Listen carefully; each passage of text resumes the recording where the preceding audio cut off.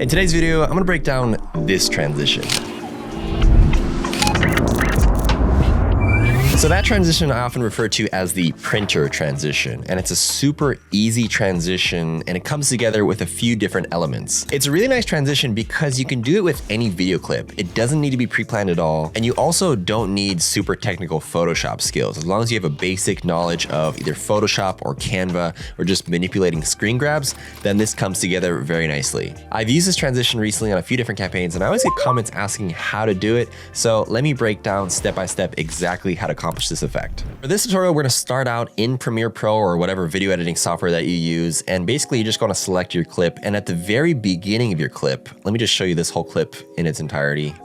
This clip was super simple. We just had a little bit of diffusion and I used a gimbal to rotate around my subject as he was bringing up his Leica camera. For this transition, I just want to basically print out Heap in the very beginning before we move into the rest of the clip. So the first thing you want to do is in Premiere Pro, if you just go over here to export frame, basically this just takes a screenshot of this image and you can save this wherever you need to. I just like to save it as either a JPEG or as a TIFF, and that's the first step. Next, you're gonna hop into your photo editing software, and for this tutorial, I'm using Photoshop. You can use Photoshop, Canva. The principles remain exactly the same. I mean, you could even basically do this in Premiere Pro if you wanted to, if you really wanted to get technical, but I'm just using Photoshop for this tutorial. And so here we just have the screen grab loaded up. The first thing you want to do is you're going to want to create a clean plate. So basically you're going to want to use Adobe's generative fill to basically fill in where Heap was. So I'm just going to use the pen tool here, roughly select around my subject. I'm going to go into edit and just click Gen Fill, and you could just leave this blank. Typically I'm just going to remove subject, and you should have something like this. Super simple. Adobe's amazing. And you'll have a couple different variations. Sometimes they come out really weird.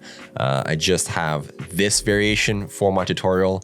Now, basically you're going to have two separate clips or scenes. You're gonna have one with your subject and you're gonna have this clean plate, and these are gonna both become very valuable. If we break down this effect frame by frame, now we have the base clip, the actual clip here, and then we have this generative fill clip on top of it.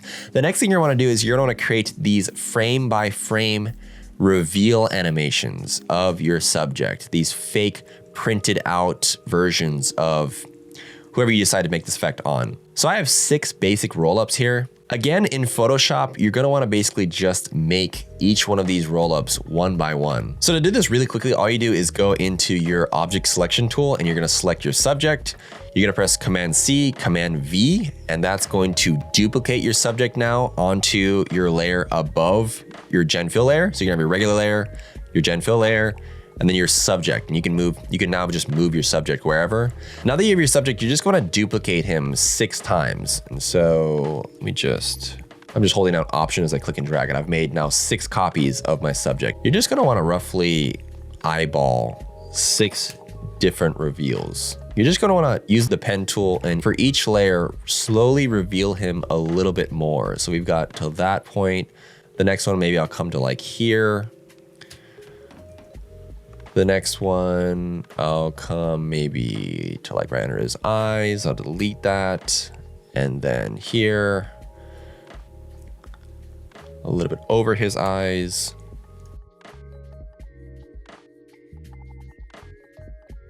So now you should have 6 layers that slowly reveal your subject. The next step is on each of these layers, you're gonna wanna go ahead and download some paper textures. If you just Google on like FreePic or some of the website that has free textures, torn paper, and you make sure that the free is applied, there are a bunch of great options available. I've basically just gone ahead and downloaded a paper texture, and all I've done is just added some paper textures to these cutouts using the blending mode. So I've just used color burn to add some textures on top and make this look a little bit more like actual paper. So if you just grab a random paper texture and you just bring it over your subject, you hold on Option. There's an Option, you hold on Option. It's gonna basically crop mask it onto your layer, and then you just bring this down to like, I don't know, let's just do linear burn. And now you have this cool paper texture. You can spice this up by duplicating your layer, kind of offsetting it like this, and then you could even like, I don't know, let's do like a color overlay with white maybe. It looks like paper now, makes it look a little bit more realistic. After you do that to each of your paper cutouts, and I mean, yeah, this is a tedious process, but you basically just need to do this over however many frames that you have. You should have each layer now basically on top of each other. You should have each layer available now with these textures, which is great. The last step here is at the edge here. Obviously there's this really harsh cutout, and that's just because you've deleted basically part of his head. And what we wanna do now is we wanna take a different torn paper texture. You can just grab, again, another random torn paper texture. I've cropped it out and I'm just gonna align it with the edge. Again, this doesn't even have to be perfect. We've aligned it with the edge here. I've added a couple different effects. I've added a bevel and emboss on these settings, and I've also added a drop shadow. The drop shadow gives a little drop shadow, bevel and emboss, makes it look like that. You don't have to do this. This is just like an extra step. And then I've actually duplicated my person here, and I've just put it on color burn. Let me just put it on normal to show you what exactly I have. I have this layer set to color burn, and I have it on top of my layer here. I'm just gonna hold the option so it's a clipping mask, and I'm just gonna align it so it just makes it look like it's almost folded over on top, as if it was like folded. You know what I mean? These are just minor details to help spice up the overall look. Once I have all 6 or however many folds you have, you're gonna wanna save each of these as a Photoshop layer, bring this back in. As you can see here, I have 6 different layers, and I have these offset by 4 frames. So 4 frames, the next one comes up. And as you notice, I have them slightly rotated just a little bit, just again, add a bit more movement. If you notice right here, each one is just slightly offset. I've just used the rotation tool to look like they're moving as they appear. So you've got 1, 2, 3, 4, 5, 6. And then we have the final actual frame here. Now you should have this reveal effect, and I've actually just blended it with my actual clip here with a cross dissolve to that original clip to help it blend a little bit more. 2 other things that I've done to spice this up, I've added these blurred out lines that I've just keyframed over to kind of like help blur out this fade, because if you just kind of like watch it at real time, you just want to clean up this transition as much as possible. The other thing I've added is a bit of handheld motion. This is just a preset I think I found on Motion Array. It's just like it gives it a little bit of handheld movement.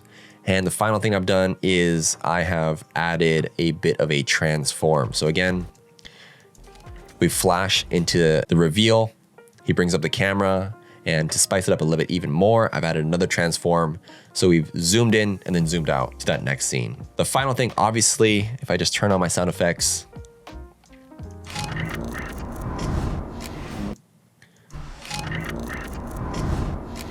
the key things that really sell this are, I think it's a printer paper. I believe this specific sound effect is maybe from Artlist. It's a Digital Dream printer copy and print. Just sound effects to really like add and enhance your transitions. This is like a digital camera sound effect. This is a sports bike. There's just different sound effects that elevate this transition overall to help make it feel like it's an actual printer printing out your subject into the next frame. Super simple stuff, nothing too crazy, but just stuff to help elevate it just a little bit more.